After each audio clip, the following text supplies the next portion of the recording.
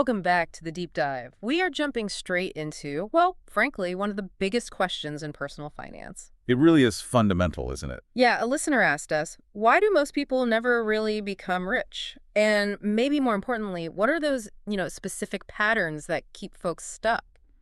That's the million-dollar question, quite Well, literally. And we're not talking about getting lucky or finding some overnight scheme here. no, not at all. This is about strategy.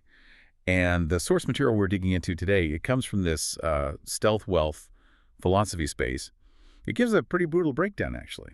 10 common traps. Pin. Yeah, 10.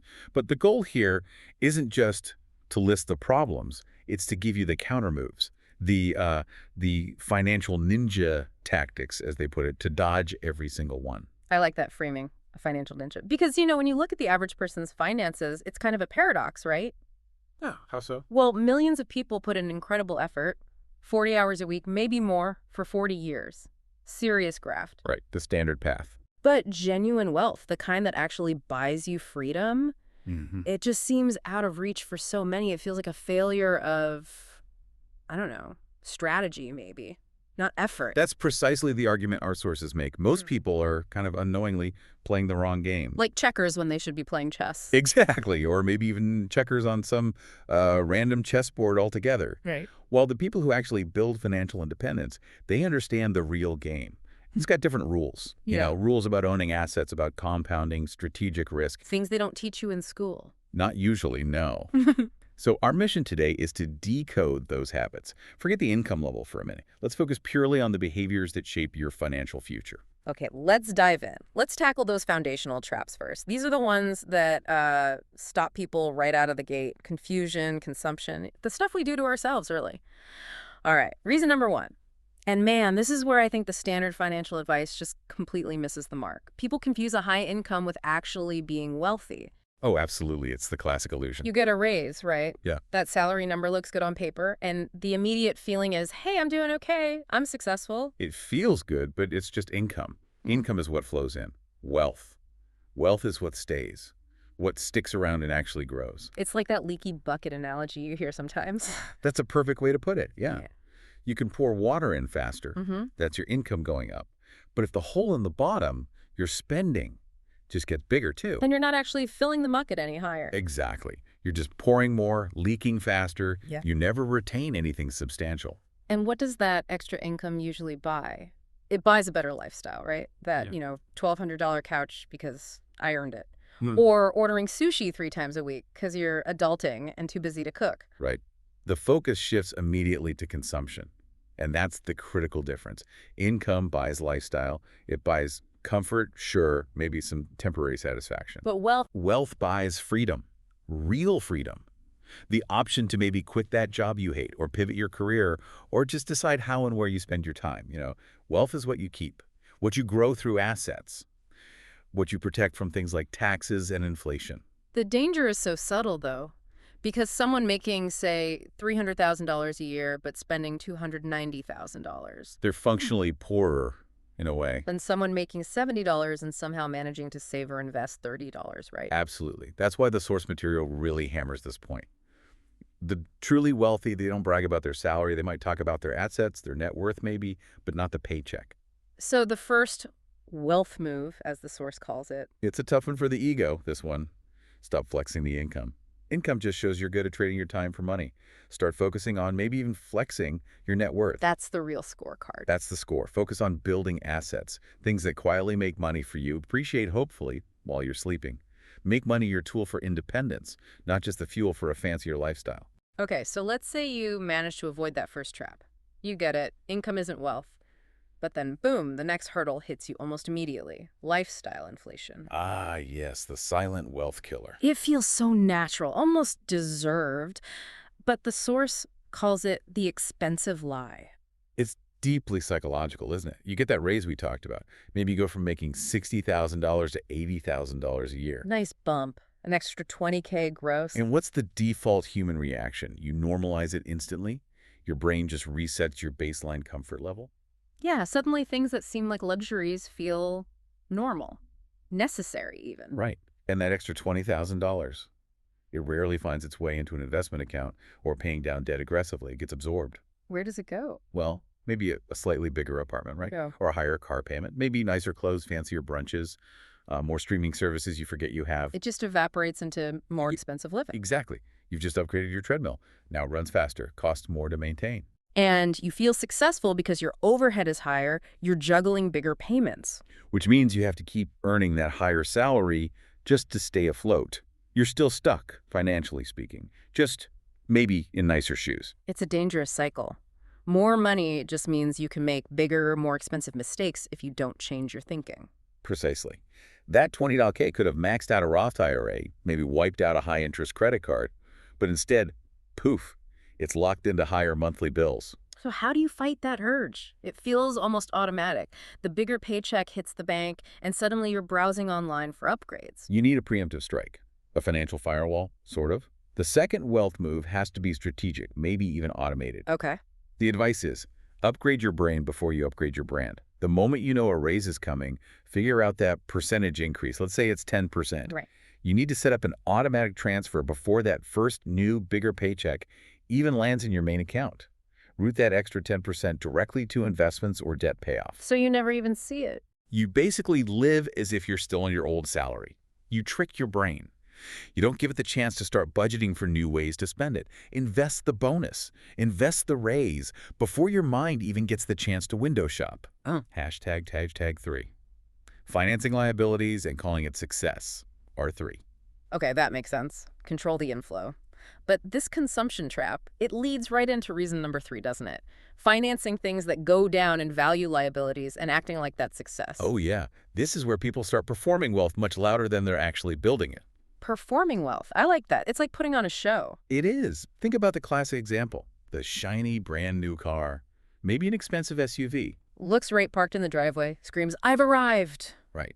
But if that monthly car payment is way bigger than what you're putting into, say, an index fund each month, you're actively funding your own financial failure. Ouch.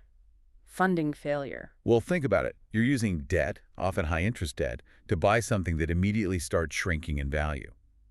The source calls that car payment a financial prison sentence. Let's break down the numbers on that because it's easy to dismiss until you see it. Say someone finances a $55,000 SUV. Pretty common these days. Maybe it's a 7-year loan. Okay, 7 years.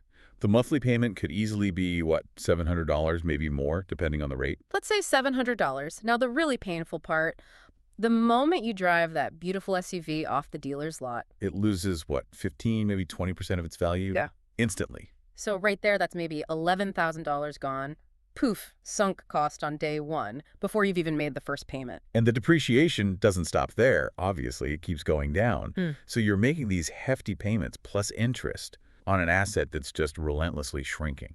It's brutal, but the real killer, the source argues, isn't just the payment draining your cash flow now. It's the opportunity cost. What else could that money have been doing? Exactly. Let's make that super clear. That $700 a month car payment, what if instead you just consistently put that into a boring broad market index fund? Let's assume a pretty average long-term return, say 8% a year. Okay, $700 a month, 8% return. Yeah. Over 10 years. Yeah, what does that look like? Well, you haven't just put in $84,000 over those 10 years, 700 by 12 months by 10 years. With compounding, you'd be looking at something over $127,000. Wow. So you gave up over $127,000. Which is essentially 10 years worth of potential freedom fuel. All to drive a car that, after those 7 or 10 years, might be worth, what, $15,000 if you're lucky? And that's assuming you paid it off. You chose the expensive leather seats and the depreciation over genuine financial independence building blocks. And you put it like that. It's a terrible trade. Really hard to justify. Which leads directly to the third wealth move. And it's not glamorous, I'll admit. Probably involves driving something less flashy. Pretty much. Drive a Yeah. car that does its job. Yeah. Get you reliably from point A to point B without demolishing your net worth. The advice is, buy used if you can, pay cash if possible, and drive it until it basically begs you to let it retire. Save the flexing for the investment statements, not the street. Exactly. Flex the portfolio, not the parking lot. Hashtag TAC4, financial sleepwalking. Okay, so driving a beater, investing the difference, that takes conscious effort. It requires being awake to your finances. Which, I guess, brings us to reason number 4, just being financially asleep at the wheel, financial sleepwalking. Yeah, the unconscious life. This is huge. I honestly believe most people aren't broke because they're, you know, Hmm. stupid or incapable. They're broke because they're just not paying attention. They're unconscious about their money. Totally. No budget, or maybe a budget they made once and never looked at again. Mhm. No clear financial goals written down. Absolutely no clue, really, what their monthly spending actually is until, whoops, a card gets declined or they get that scary low balance alert. They're just kind of drifting, hoping it all works out okay. Exactly. Sleepwalking. And it's a failure of leadership, in a way. Leadership. How so? Well, imagine you were running a business. Any business. Even a tiny corner shop. You'd be obsessed with the numbers, wouldn't you? Sure. Cash flow, No. profit margins, revenue. You'd have to be. Right. You track everything. Yeah. But people manage their own personal finances, their household's balance sheet, like they're, I don't know, an unpaid intern who just wanders in occasionally for the free snacks. Uh-huh. Yeah, that's a good analogy. They don't act like the CEO of Me Inc. They absolutely need to. Your personal finances are your most important business. And the CEO doesn't guess. The CEO measures meticulously. That feeling people get that, oh, finances are just so overwhelming. Often that overwhelm is just the anxiety talking. And the anxiety stems from having zero reliable data. It's the fear of the unknown. When you lack clarity, you feel powerless. I hear people say things like, ugh, I just hate spreadsheets, or budgeting is too restrictive. But that avoidance is the restriction. It's the cost of staying stuck. The fourth wealth move is all about achieving clarity, because clarity cuts through the anxiety. Clarity gives you power. So practically, what does that mean? It means you have to track your money. Every dollar. Use whatever tool works for you. A slick budgeting app, a simple spreadsheet, heck, a notebook and pen for a week just to see where it's going. Know the inputs, know the outputs. Know what's coming in, what's going out, and crucially, what's left over that you can actually point towards building freedom. The wealthy aren't guessing, they're measuring. What gets measured gets managed, right? And what gets managed, hopefully, grows. That's the idea. Okay, so once you sort of shatter that ignorance, you wake up from the sleepwalking, you start paying attention, but then you might run into a different set of problems, right? Things outside yourself or deeper inside. Yeah, that transition is key. You get your own house in order, control the spending, get clear on the numbers, and then you look up and realize, the wider system, the financial world out there, Yeah. it doesn't quite work the way you thought. Which leads us neatly into reason number 5. Hashtag 5. Blaming the system but never learning the rules. Yes, the big one. You hear it everywhere. The system's rigged. The rich just get richer. Capitalism is broken. Taxes are killing me. The complaints are endless. And look, our sources aren't necessarily saying the system isn't complex or that there aren't challenges, but the core insight is, yeah, maybe it is rigged in a way. Rigged how? It's rigged in favor of the people who actually take the time to understand how it works, who learn the rules of the game. Instead of just complaining about them. Exactly. Most people pour their energy into complaining. They're angry about rent going up while, endlessly scrolling TikTok on a phone plan they probably overpay for. Okay. Meanwhile, the people who are quietly building wealth, and this isn't just billionaires, this could be the middle-class professional who figures out how to become an asset owner, they're studying the game. How? What are they studying? They treat things like the tax code not just as this annoying burden, but almost like a treasure map. Seriously.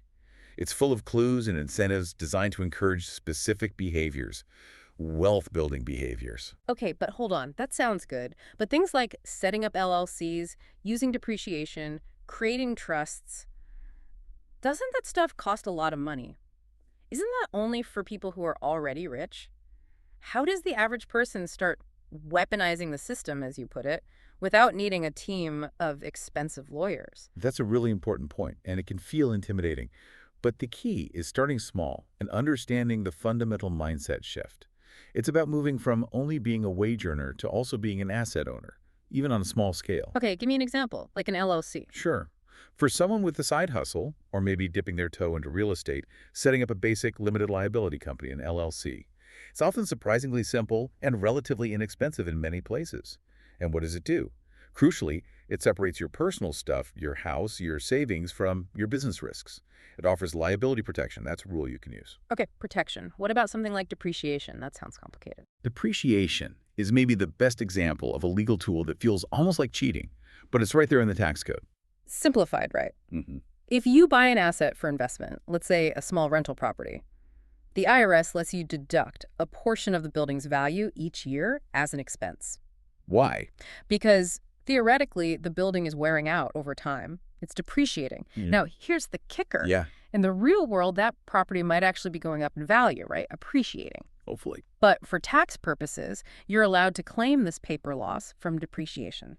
And that loss reduces your taxable income for the year. So you pay less tax, potentially, even while your asset is growing in actual value. Wow.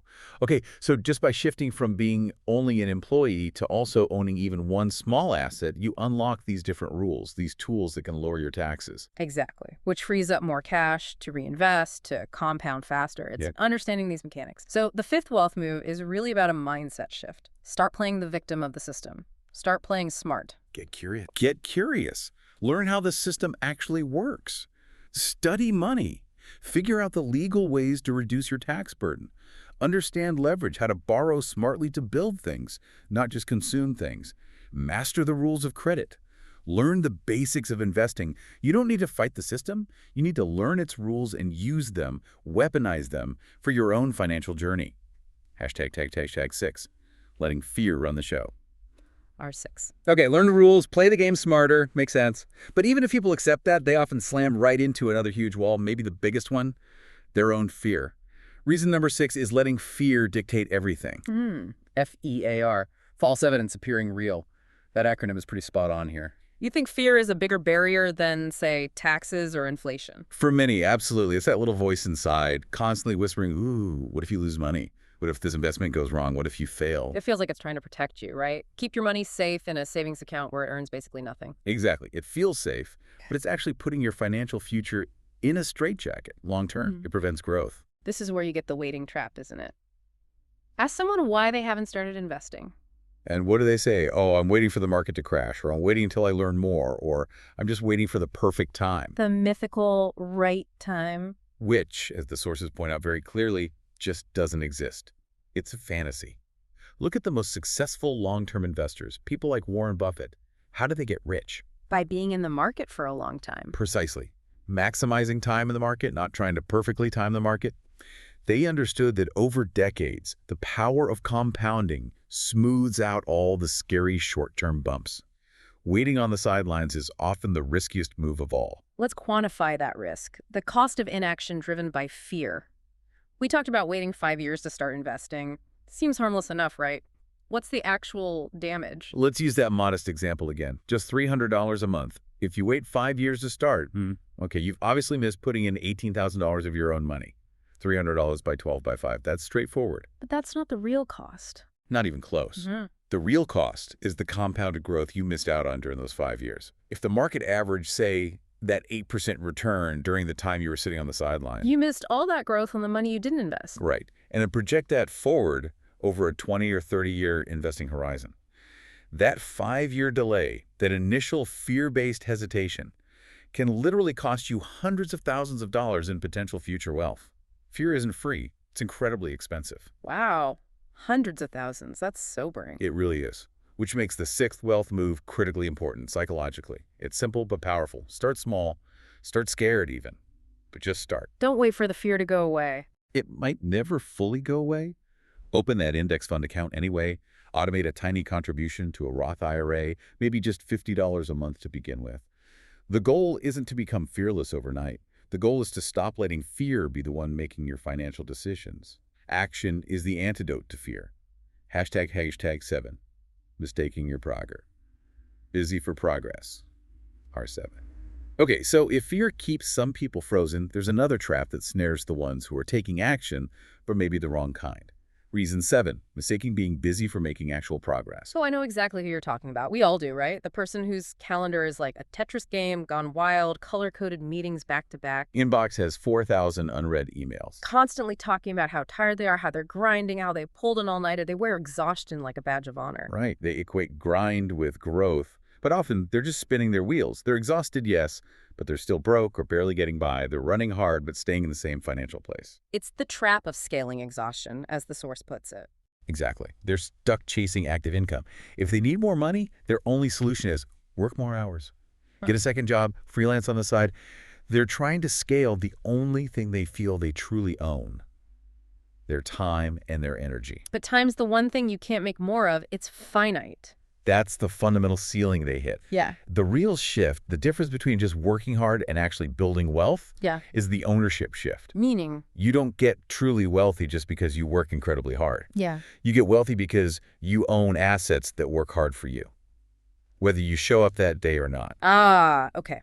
The focus has to move from earning by trading time to earning because you own something that generates income independently. That's the leap. Think about it. Yeah. A high-paid consultant billing 80 hours a week.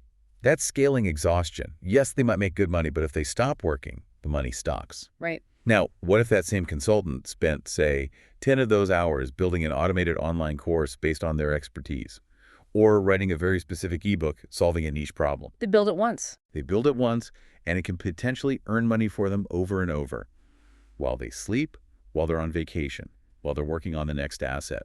They're building earning power that isn't directly tied to their presence. Okay, but how does the average listener make that shift, especially if they feel like they don't have a ton of extra capital or even the time to build some huge product or buy a bunch of real estate? It doesn't have to be huge at first. It starts with the mindset. The seventh wealth move is about constantly shifting your focus. Less about hours worked, more about assets owned. Asking the right question. Constantly asking yourself, how can I build something, maybe something small, just once, that could potentially pay me repeatedly, maybe even forever? Like what? Give me some smaller examples. Could be starting a really niche blog that eventually has ads or affiliate links.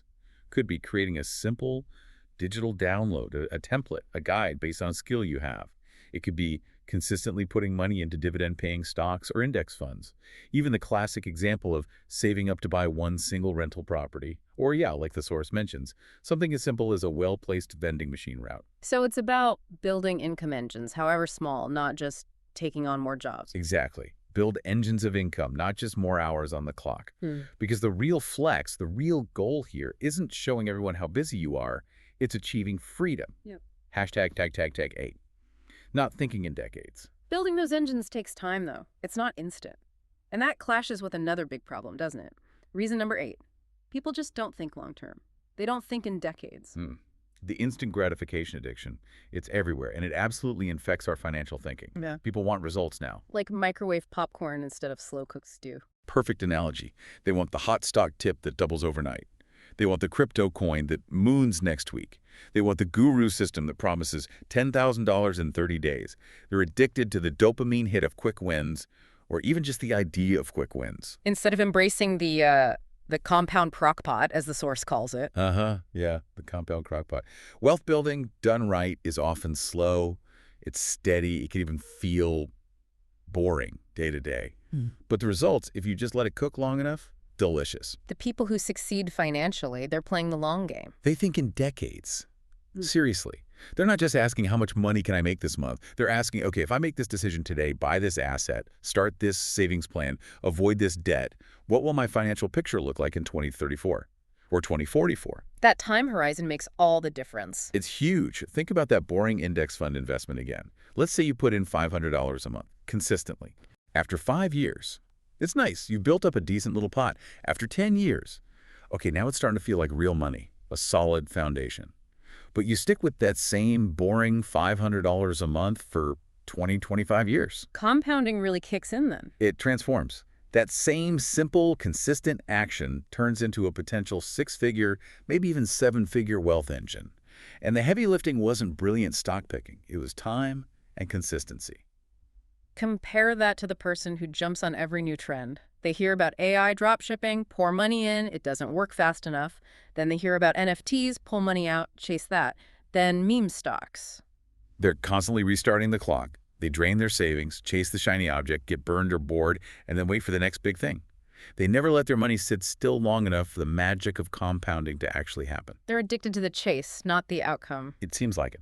They want the excitement of the new trend, not the quiet satisfaction of the long, steady build. So the 8th wealth move is a conscious choice. Become a creator of legacy, not just a consumer of fleeting trends. How do you do that practically? Before any significant financial move, buying a house, changing careers, making a big investment, even starting a side project, ask yourself that critical question. Will this genuinely help me build lasting freedom over the next 10, 20 years? Or is this just me chasing a short-term thrill or a quick buck? Think long. Okay, we've covered a lot. Confusion, consumption, not understanding the system, fear, being busy, thinking short term. If people manage to navigate all that, what's left? The source points to two final, really deep barriers. Reason 9 is about avoiding the hard conversations. Yeah, especially the hard conversations you need to have with yourself. This one cuts deep. Because money isn't just numbers on a page, is it? Never. It's tangled up with everything. Our emotions, our ego, maybe financial trauma from our past, guilt over mistakes, shame about debt. It's heavy stuff. And because it's heavy, people just avoid it. They avoid it like the plague. They won't open the bank statements. They refuse to look at the credit card bill. They just kind of hope if they ignore the problem, it'll magically go away. Like ignoring your ex's happy relationship photos on social media will make them disappear. Why is that avoidance so common? And why is it so damaging? Well, facing the truth can be painful, right? Yeah. Seeing the actual debt number in Right. black and white, acknowledging the lack of savings, admitting the overspending, it forces a confrontation with reality. And reality might be ugly. Avoidance feels easier in the moment. It's a coping mechanism. It is. It lets you stay in that state of vague, low-level anxiety instead of facing the sharp, specific pain of the truth. That feeling of being overwhelmed by money. Often, it's just the fog created by deliberate avoidance. And the irony, the source points out, is that the avoidance often makes the problem worse, right? It manifests in weird ways. Absolutely. You see people who know deep down there is financial trouble. Maybe they try to make a budget, they look at the real numbers for 5 minutes, get totally freaked out or frustrated. Right. And what do? Go shopping. Exactly. They engage in what the source calls rage buying. Impulsive spending online, buying stuff they don't need, just to get a tiny fleeting hit of feeling in control or feeling better. Yeah. It's not really a spending problem at its root. It's an avoidance problem manifesting as a spending problem. Wow. Okay, so the path forward here isn't just about budgeting apps and investment strategies. It's about brutal honesty. Ruthless honesty. That's the 9th wealth move. You have to treat your financial life like a forensic audit. Be surgical. Be objective. Be unflinching. What does that look like? Audit every single subscription. Seriously. Every $9.99 counts. Stare down the exact total amount of your debt. Know the number, know the interest rates. Ask yourself honestly about every single expense. Is this actively helping me build the life I want? Or is it holding me back? Wealth building, real freedom. It starts the second you stop lying to yourself about where your money is actually going. Hashtag 1010. Consuming more than creating. Okay, get honest, face the numbers. That clears the decks, hopefully, which should then pave the way for the final, maybe the most crucial shift that separates the wealth builders from everyone else. Reason number 10. Most people simply consume vastly more than they create. This really defines our modern era, doesn't it? The professional consumer. What do you mean by that? Just look around. People are experts at consuming.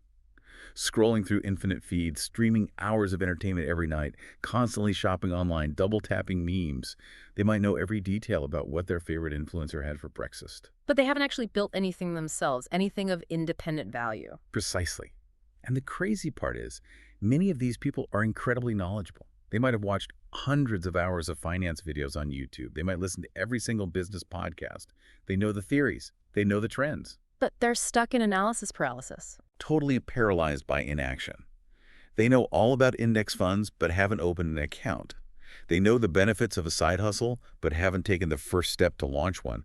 They know what to do, but they never actually do it. So it comes down to a fundamental equation, the source says. A harsh one, but yeah. Creators own equity. Consumers rent entertainment. Explain that. When you're just consuming content, scrolling, watching, listening, you are essentially the product. You're feeding someone else's business model, their algorithm, their advertising revenue. You're renting fleeting entertainment or information. Okay. But when you create something, anything, really, that provides value to others, you are building an asset. Something that potentially holds equity, something that can grow, something that could even be sold later. You're either actively building something that increases in value, or you are the audience for someone else's value creation. If wealth is the goal, there's no sustainable middle ground there. The wealthy are always focused on building things that can scale or be sold. They transition. They might start as high-paid employees, but the focus inevitably shifts towards owning equity. Owning part of the business, owning income-producing real estate, owning intellectual property, owning systems. Ownership is key. Which brings us to the final wealth move, number 10. And it's all about action. Shift from scrolling to shipping. Shipping, like shipping product. Shipping anything. Right. Start small, doesn't matter. And Abstain. commit to putting something out there. Launch that simple digital product. Build that tiny online course. Monetize that niche skill you have. Write that ebook, even if only 10 people read it at first. Start building an email list around your area of expertise. Done is better than perfect. Way better. Creators build freedom engines, assets that can work without their direct time involved. Consumers just spend time and money feeding someone else's engine. You have to make the conscious choice. Do you want to own the stage, or do you want to stay in the audience forever? Hashtag tag outro. Wow. Okay, so this deep dive really lays it bare, doesn't it? Building wealth isn't some mystical secret. It's a pattern, a series of choices. And most people, unfortunately, don't build wealth because they're making the wrong choices consistently. They confuse putting in long hours with having a smart strategy. They mistake a high salary for actual freedom. They choose the immediate buzz of spending now over the quiet compounding power of owning assets later. It really boils down to that quiet ownership, doesn't it? And mastering your own psychology, your own habits around money. Absolutely. It's about understanding the rules of the financial game, learning how to use them to your advantage, and then just ruthlessly cutting out the noise, the emotional traps, the bad habits, the consumption vortex. So for everyone listening, you now have the map. You know the 10 big traps that keep people stuck, and you've got the 10 counter moves, the financial ninja techniques to dodge them. The tough questions about your lifestyle, your debt, your fears, it's on the table now. And the path from being just a consumer to becoming a creator, even a small one, is clear. It requires honesty first, then action. Building on that idea of quiet ownership and strategy, Yeah. I want to leave you with a final thought today, something to maybe mull over. Yeah, internalize this mantra maybe. Stay quiet, stay rich, stay underestimated. The people who are truly winning the financial game, they're rarely the loudest ones in the room. They're not constantly flashing their income. They're too busy quietly building their assets. I love that. Stay quiet, stay rich, stay underestimated. Thank you for taking this deep dive with us today. The power to change your financial future really is in your hands. Go out there and choose differently. Start today.